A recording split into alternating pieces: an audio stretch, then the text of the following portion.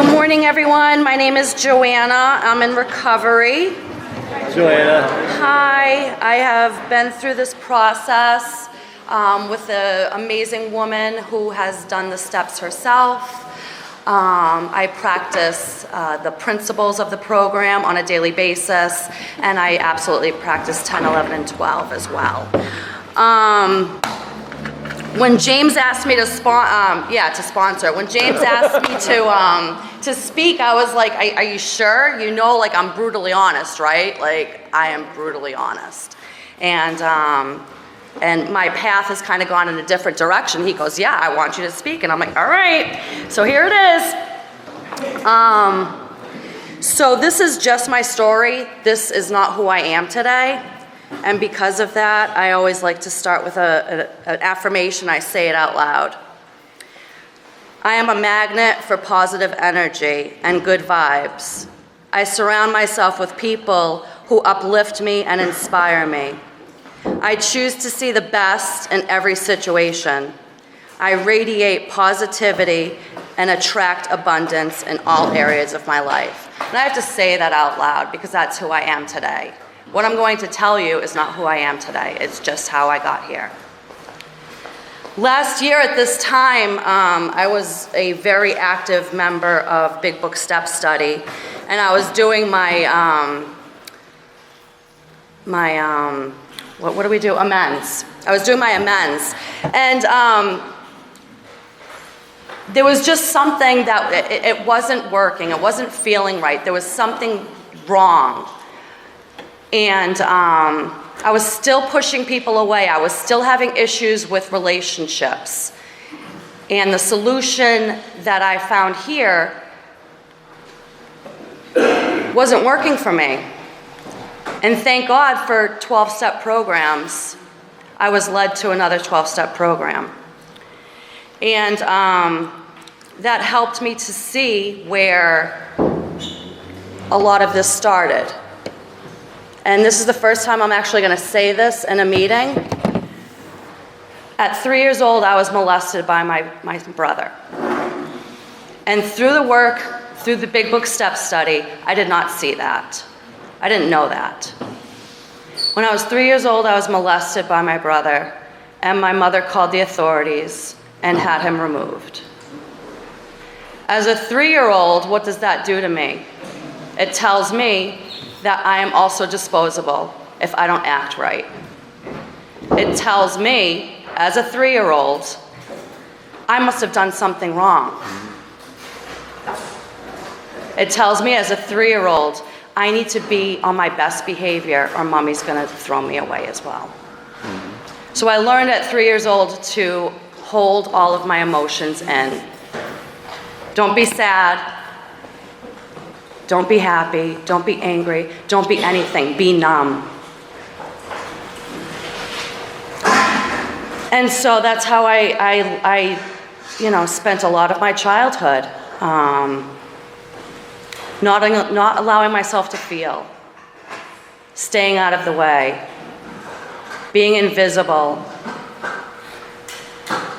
controlling my mother at 3 years old, making my responses to her so that she would love me and she wouldn't abandon me. And not knowing what to do with any of those behaviors as I turn into a wonderful teenager, rage is the only thing that I feel now. And so I was a rageaholic. I would throw coffee tables at my mother. I would swear at her. We had a very volatile relationship. And she didn't know what to do with me. So the solution was, well, it must be hormones, right? So let's bring her to a gynecologist and put her on some birth control to regulate her hormones. God forbid we talk about the freaking emotions that are going on in this woman's, No, that was never discussed. It was let's fill this with something, So from a very early age, like I said, my solution was in a pill. It wasn't about talking about it. It was all about covering it up. So, my mother was an alcoholic. She was a narcissist. I was completely codependent on her. And those were the tools that I had. My tools were to be codependent on people. My tools were to, not feel, not talk, just go through the motions. And so I grew up in Worcester, and my mother moved us into Holden. So I went from living in Jake's Ave in Worcester. Yeah, blonde hair, blue eyes, white girl living on Jake's Ave in Worcester, to living in Holden, a very affluent neighborhood. And so I'm living there with a single mom. We're poor as hell. We're on food stamps, the whole nine. And I'm hanging out with these people that have these beautiful houses and, a mom and a dad and a picket house. And, I saw how happy they were, and that's what I wanted, And so that's what I did. I had a checkbox list, to be one of these people and from Holden, get married, get have a nice house, picket fence, 2 dogs, a kid, check off all the boxes, and then I'll be happy, right? Right? I'll be happy, right? When I was 16, I got pregnant, and I had an abortion. And then I went into nursing school when I was 20. Met my husband when I was 22. We got married when I was 25. We went to Aruba, we had the house, we had, everything. He flowered me with, I needed to do for nothing. I was extremely codependent on that person, just like I was codependent on my mother. And, but I had everything, right? I had everything that I wanted, that I thought I wanted, but I still didn't feel right, I didn't feel anything, I was taught to not feel. So that's what was wrong with me. I didn't know what the hell I was feeling. And, I remember when my husband at the time asked me to marry him, I laughed at him. And I laughed at him because I didn't know how to be happy or to be sad or any of that. I was just like, all nervous, like, okay, yeah, let's do this. I don't know what to do. It's just a checkbox, I didn't grow up with healthy anything. I didn't grow up with what a healthy relationship looked like. I didn't grow up with what a healthy, communication looked like. Nothing was healthy. It was all toxic. And so that's what I brought into my life, was just toxic, just spewing all over the place, constantly looking for a solution, looking for direction, looking for an answer, looking for anything outside of myself. And so yeah, I'm married. I've got everything that I thought that I wanted. What's next? Have a baby, right? That'll make me happy. Of course, have a baby. Couldn't have a baby. Kept having miscarriages. What the hell? Not wanting to feel any of that. Not going to, therapy, trying to work out my emotions. I went back to that self-loathing place. Like, what's wrong with me? Why can't I have a baby? Because when I was 16, I had an abortion, right? And this is God punishing me, right? Has to be. I'm such a bad girl, Or maybe, in my subconscious, I'm thinking, well, my brother molested me when I was a kid, so God doesn't want me to have a baby because just the lies, all that stuff, And so what do? I disassociate from those feelings. I deny them. And then I numb them. I'm a nurse. I have access to great numbing. Really great numbing things. And so I turned into Nurse Jackie. And I started stealing pills from work. And Percocets, whatever. Just to get rid of that feeling. And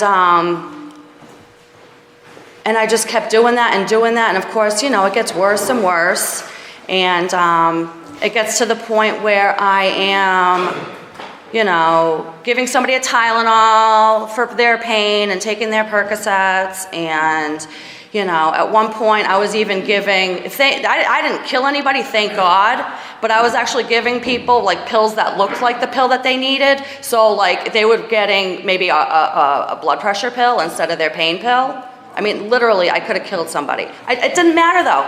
I didn't care. I had no care. I just needed to numb the feeling that I didn't know what I was feeling. And, you know, of course, I got caught doing that. And I was reported to the authorities, and I lost my nursing license, and I was ordered to come here. And of course, I didn't come here on my own because I was deathly afraid. You know, I actually had my mother-in-law at the time bring me to an AA meeting because I couldn't do anything for myself. You know, again, I was taught to be codependent on other people, places, and things. And so I was like walked in here by my mother-in-law, and you know, I just started listening to everybody, and you know, they said, change the person that you see, you know, change the person that walks in the door. You know, you have to change the person that walks through the door. So I kept looking at the door and saying, oh yeah, those people need to change. That one needs to change. Oh yeah, that, I'm, you know, looking at everybody's defects, you know, because you know, it's everybody, I'm the victim, right? You know, if only I had, you know, the parents that I saw growing up with, if only, you know, my life would be better, right? And yeah, so I'm in AA, and I'm like, I'm all in. I'm 2 feet in, you know. I'm got a sponsor. I got into this program to keep my nursing license, where I had to be drug tested, and I'm like, okay, you know, finally, you know, I've been caught. I was caught. I've got some direction now. Like, something. It was something that I was always looking for, you know, and I thought I found it here, you know, and so I kept doing what everybody told me to do. Go to meetings, ask for help. You know, get on your knees, ask a higher power to, you know, keep you away from a drink or a drug, and it worked. You know, it worked, and I got a sponsor after a year, and the sponsor, you know, I worked with her for a year, and you know, she asked me how I wanted to do the steps, and I'm like, I don't know, we'll just do it however you did it, you know, but I was told to get a sponsor that had, you know, multiple years of sobriety. She had 17 years, and she would call me and bitch about her boyfriend, and I would call her and tell her all about, you know, my husband, and, you know, it would be a bitch fest, you know, and I'm like, all right, I guess this is what it is, you know. I don't know, I have no directions, I have nothing to really, you know, base any of this off of. You know, it was unhealthy and it was toxic, just like my childhood. So I'm like, all right, this is, you know, this is normal. This is comfortable to me. You know, I'm very comfortable with when my, you know, immune system is all wound up and my fists are clenched, and, you know, I'm comfortable in that because that's how I grew up. And so I remember one of the girls that I was in a nursing program with was coming to this meeting, and this meeting here, and so I'm like, all right, I'll go there, you know, because after like a few months of her coming to this meeting, I saw changes in her, and I was like, oh wow, like, okay, maybe, you know, I can get what she's got. So I started coming to this meeting, and I found a Big Book Step Study sponsor, and this is a little over a year sober, and I'm doing good. You know, I haven't, you know, picked up a drink, a drug. I quit smoking cigarettes, all with the help of my higher power, and coming to these meetings and just doing what I'm told. And I got a knock on the door. I'm a year sober, and I got a knock on the door. It's the DEA at my house. I'm like, hi, how are you? Come on in, want some tea? And And they're like, yeah, we've been investigating you. I'm like, oh, okay, yeah, I'm clean and sober now. Yeah, right? And they're like, yeah, but like you like could have killed people. And what you did was kind of like a federal offense. And I'm like, but that's okay, I'm clean and sober now. Yeah. And they're like, well, maybe you should get a lawyer. And I'm like, wow, okay. So of course I call my husband and I'm like, yeah, I don't know what's happening, but I think, and he's like, well, we need to get a lawyer. And so he took care of all that. Because again, I'm codependent. I don't do anything for myself. He went and got the lawyer. I ended up, I got charged. It's a felony. It literally says on any pill bottle, the distribution of, if you go to the pharmacy for anything, it could be like a Motrin, and it says right on the pill bottle, distribution to, anybody other than this person, it's a federal offense, but I never held responsibility for anything in my life, and somebody always took care of it. My mother walked me to my first job. My mother-in-law walked me to my first AA meeting. People always held my hand and led me around. I never had to deal with consequences. So, federal, I'm a fed. I'm a federal criminal. And because I'm doing the program, because I was getting drug tested for that program. I was going to AA. I was doing everything I was supposed to. The judge saw all of that. I should have gotten a year jail, at least a year. I should have gotten jail time. I didn't get any jail time. That's only by the grace of God. I never got arrested for what I did. That's only by the grace of God, And so yeah, what was I given though? I was given 6 months of house arrest, and I had to wear an ankle bracelet. And that was terrible for me. I was like, oh my God, like this is the end of the friggin' world, right? That's what I thought. And I'm still going to these meetings, I still have a sponsor, and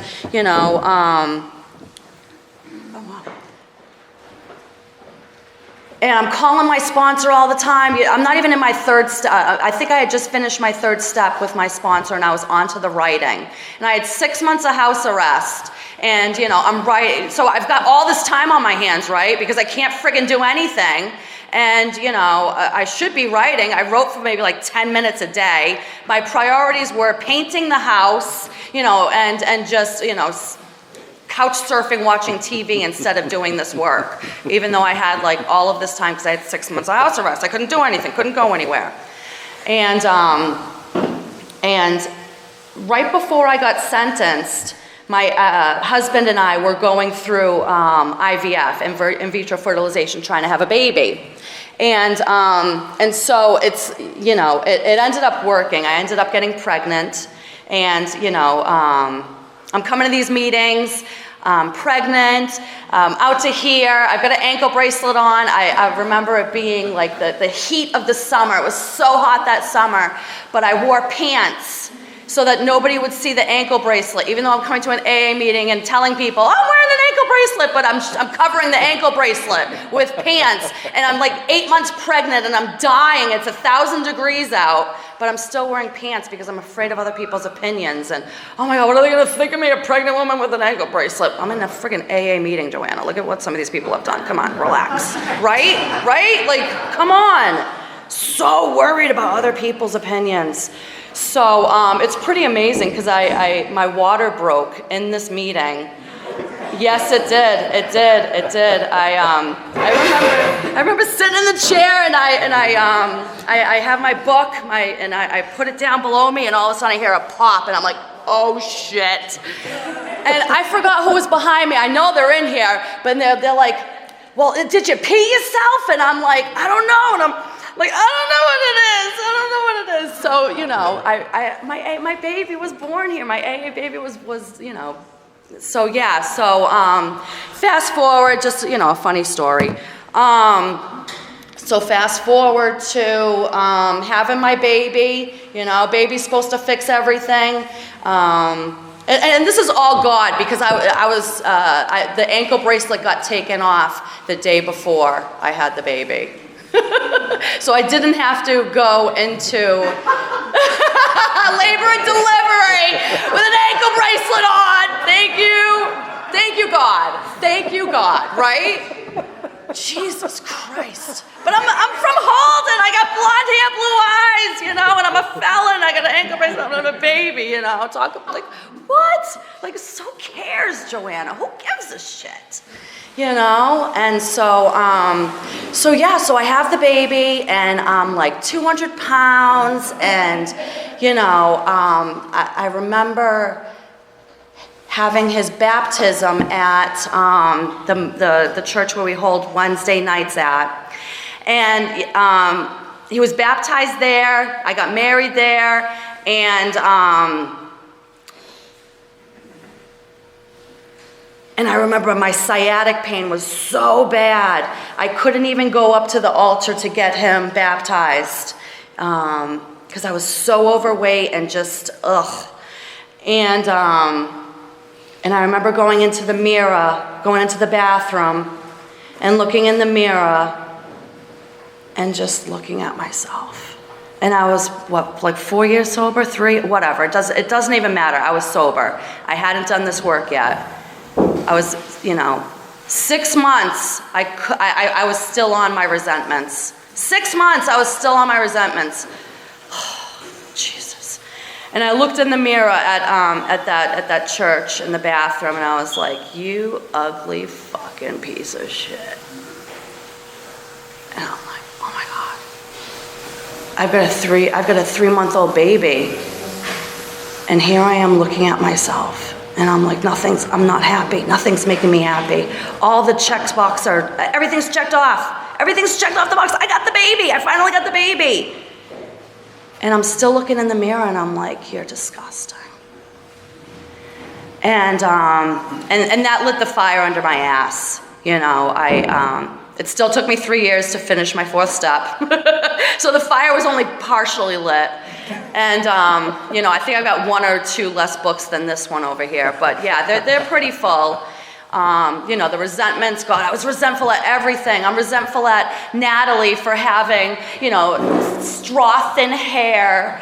I'm resentful at just everything, everybody, It was disgusting how resentful I was at people. And doing the turnaround, seeing the truth, seeing the truth that most of the time, things were none of my business. The truth is, my self-worth doesn't depend on other people. It's like, oh, really? The truth, none of my business, out of my control, and I'm adding more to that with my other program. The truth is, I'm allowed to feel my feelings. I'm allowed to feel that way. I always dismiss those feelings, and like I said, numb them with something, but I'm allowed to have feelings.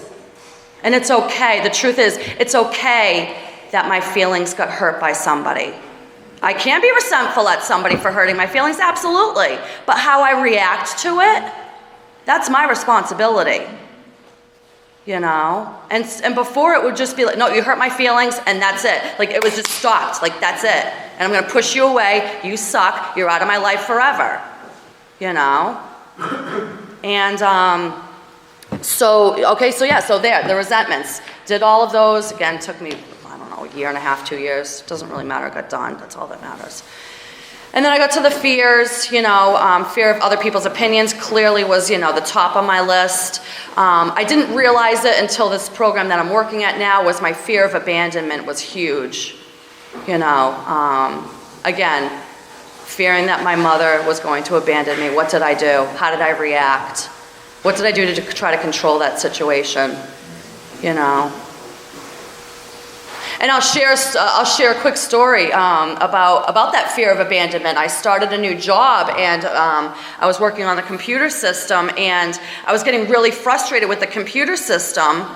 And then I started snipping at one of my coworkers for trying to help me, and I was like, oh my God, I just want to be perfect at this. But I'm also afraid that I'm gonna, you're not gonna like me. But yet I just freaked out on you for, my own issues. It's crazy. Anyway, that's another program. And so, I really started getting into all of that work with the sex conduct, the resentments, the fears, and I was going through meeting with a therapist, and she said to me, she's like, Joanna, what do you like to do? And I'm like, I don't friggin' know. Like, what do you mean? She's like, let's do a hobby, and I'm like, I don't know. Because I was married. Whatever he liked, I liked. Whoever I hung out with, they had to like the same thing. It was always, I always morphed myself. I think it says in the fifth step, I just sucked onto whatever anybody else liked. I didn't have my own identity. I didn't know who I was, because at 3 years old, I had to lose who I was to please my mother. And so, I started going to marriage counseling as well, because I still just wasn't, we were trying to work things out, and the marriage counselor said, why don't you guys start dating each other? And I'm like, he's not somebody I see myself dating anymore. And I was like, that was so honest of me, but in hindsight, I had no clue what I just said was going to be the end of my marriage. I had no clue. And so he's, he started getting in the works, getting everything, why don't you start your own bank account? That would be a good idea. I'm like, all right, that's it. I can do that. Yeah, that's great. I'm going to be an independent person.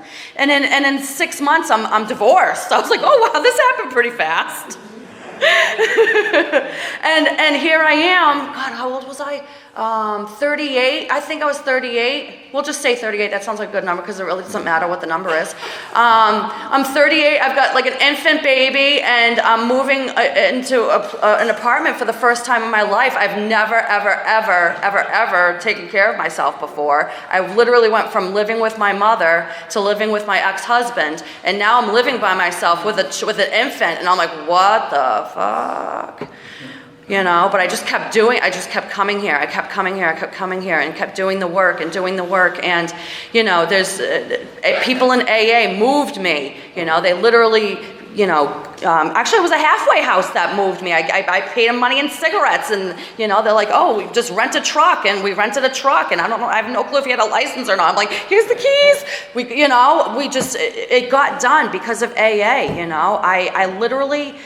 I just kept putting one foot in front of the other. I didn't know what else to do. I was just praying to God, coming to meetings, listening to other women and men just say, you just do it. You just go. And I'm like, all right, I'm doing this.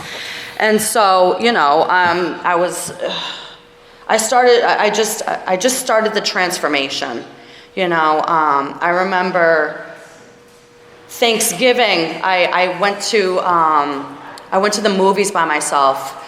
This was Thanksgiving a few years ago, and I saw The Joker, and I would never, ever go to the movies by myself, because if I ever saw somebody coming from the movies by themselves, I'll be like, oh, they must have got stood up, or what a loser, right? Yeah, oh, Scott, it was you, I saw you. I was like, what a loser, go to the movies by himself.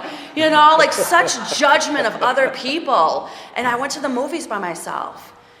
And then I started taking myself out to dinner by myself, and I'm like, oh, I'm starting to get to know myself, and I'm like, I actually like my company, I'm actually a pretty freaking cool person. And so I just, got through, that's right, fourth step. So I'm doing the fourth step, and COVID hits, gotta love COVID, and my sponsor said, all right, we're gonna, so I finished my fourth step, and I was like, yes, I'm so excited. And my sponsor's like, okay, let's make an appointment to do our fifth step. And I was like, oh, all right. Like, I kind of didn't want to, I was kind of wanting to sit, after that fourth step with all the excitement. And so no, she's like, we're gonna do the fifth step. And so we started doing our fifth step, and it was the first time in my life that I, shared a lot of stuff with this other person, and I got a lot out of it. I remember doing my 6 steps. She told me to take a minute to myself, and I remember going for a walk at Lake Park, and a few things came to mind, and I called her up and I let her know about those few things. And then, just continuing the program, I started doing amends. I made some really difficult amends. I'll share a few of them here. I was a Walmart self-checkout thief. Gotta love that self-checkout.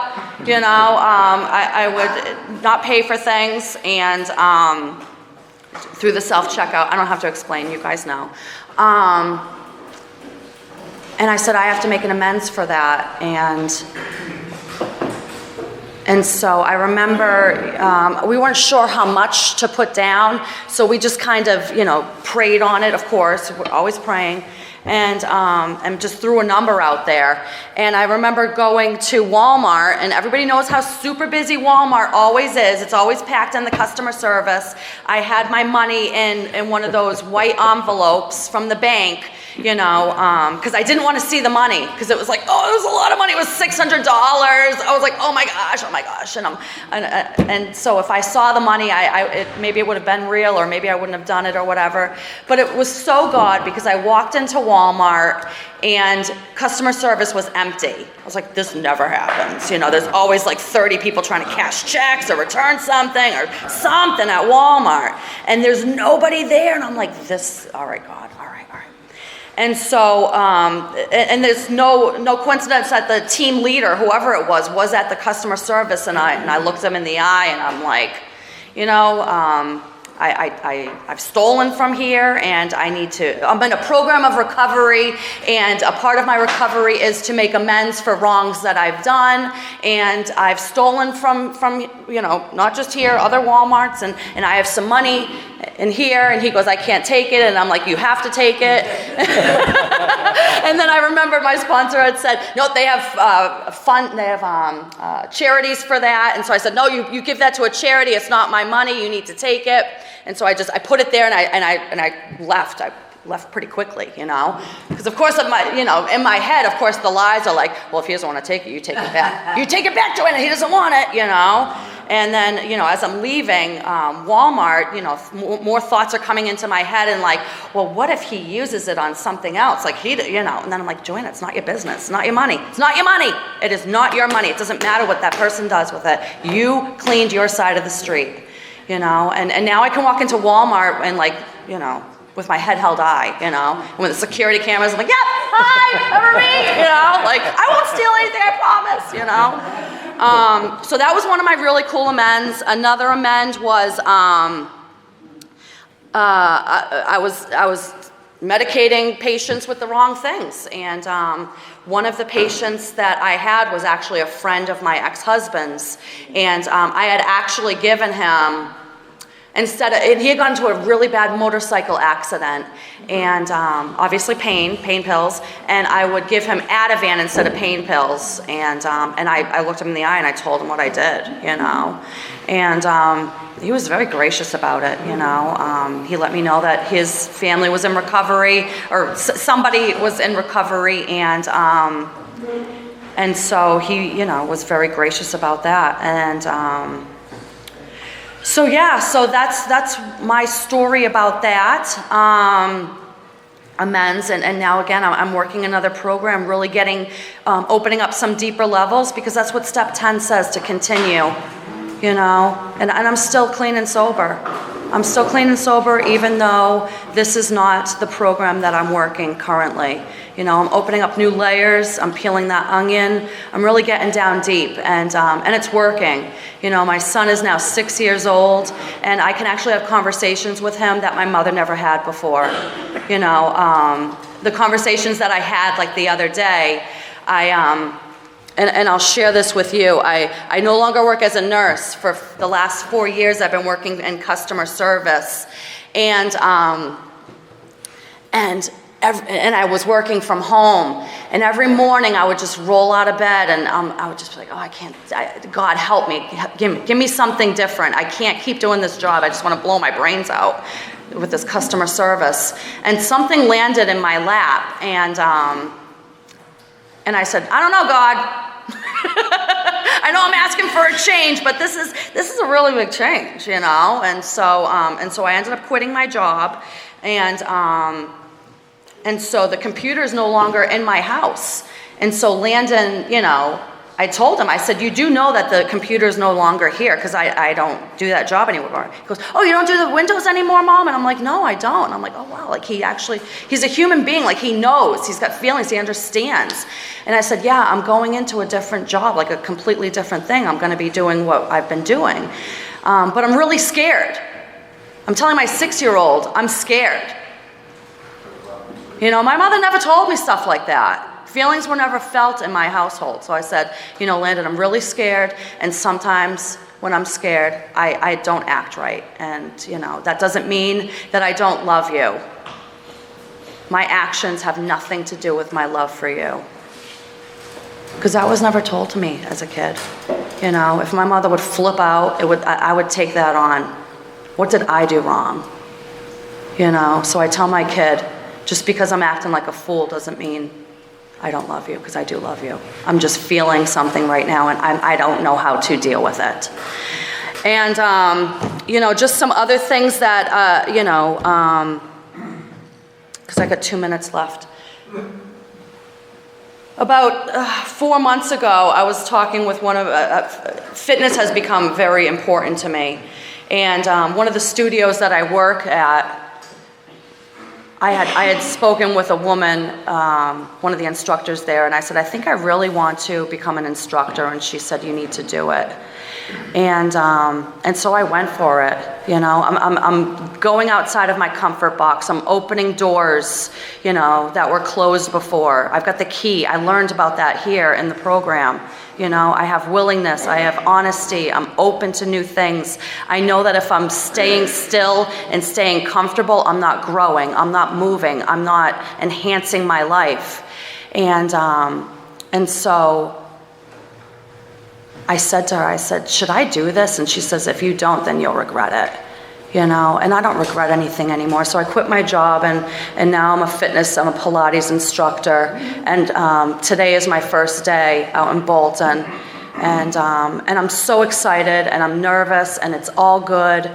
And, you know, this woman that told me to go after my dreams died last month. She's 33 years old. She died of breast cancer. And she leaves 2 kids, a 10-year-old and a 13-year-old. And she had breast cancer. She had no clue because she was 33. She didn't know that she should get a mammogram because you don't get those at 33. And you know, so I don't live with regrets anymore. You know, I don't look outside of myself anymore. I don't numb my emotions anymore. You know, I don't need people to hold my hand anymore. I take risks. I take healthy risks. Scott showed me earlier that he's going to Scotland, and I didn't share with him, but I'm sharing now that I'm going to Peru in October by myself. And it's so amazing. You know, the person almost 9 years ago that had to be carried in here, that had to be led in here, is now going to go to another country by herself. You know, and I'm raising a 6-year-old to have feelings, to, you know, be the best version of himself, to be this mom, you know, that is courageous, that gets outside of her comfort zone, that is a healthy human being, you know, that has emotions, and I don't have to numb my emotions anymore. I can feel sad. You know, I love this program. This program gave me a life. It gave me a lot of gratitude, and it gave me God, you know, and God has opened the door to other paths for me. But this is always going to be one of my homes. So thank you guys for letting me share.